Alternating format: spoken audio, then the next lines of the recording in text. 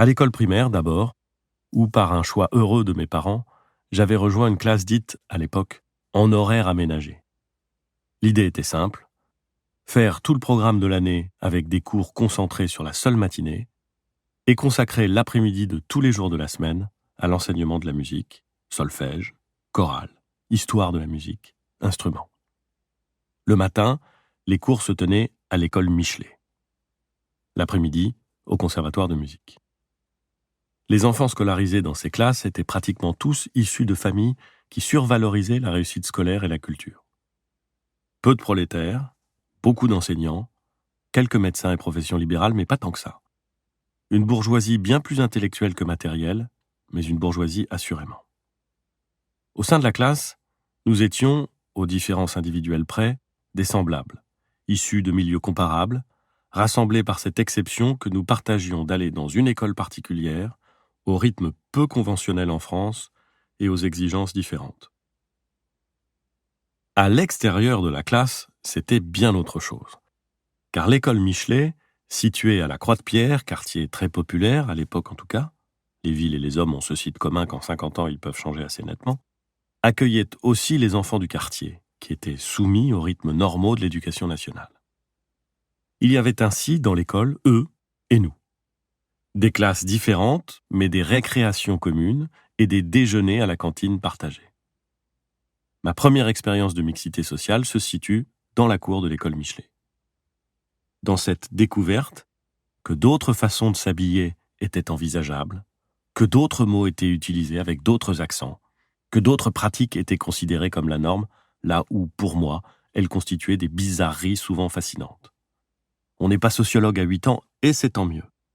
Aucun d'entre nous n'aurait voulu théoriser cette coexistence, et personne ne ressentait le besoin de la critiquer ou de la justifier. Elle était une donnée, vécue dans l'ensemble de façon plutôt harmonieuse, mais ressentie et perçue. Au collège, cette découverte s'intensifia encore. Au tout début des années 80, suivant mon père devenu principal de collège, je quittais la Grand-Mare et la rive droite de Rouen pour vivre à Grand-Quevilly, dans la banlieue de la rive gauche. À vol d'oiseau, pas grand-chose.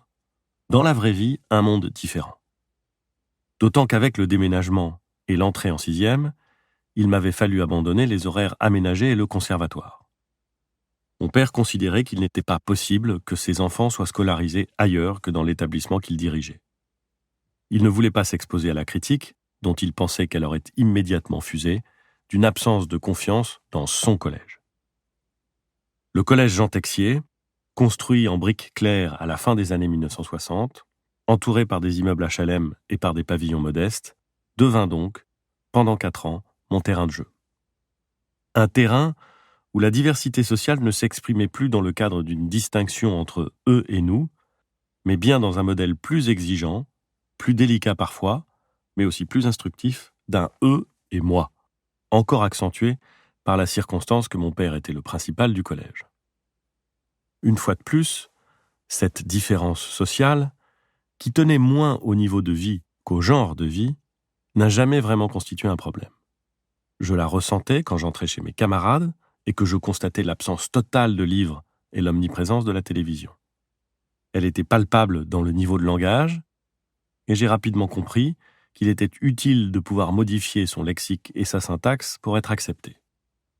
Elle a pu donner lieu à des frictions, sans jamais aller jusqu'à la souffrance, la frustration ou même la difficulté. Comme des milliers d'enfants, j'ai découvert à l'école une forme de similarité entre individus, heureusement jamais complète, et des formes de différence préexistantes à l'école et que celles-ci n'auront jamais vraiment entre les familles et les origines sociales. Comme pour des milliers d'enfants, cette découverte a été fondamentalement enrichissante.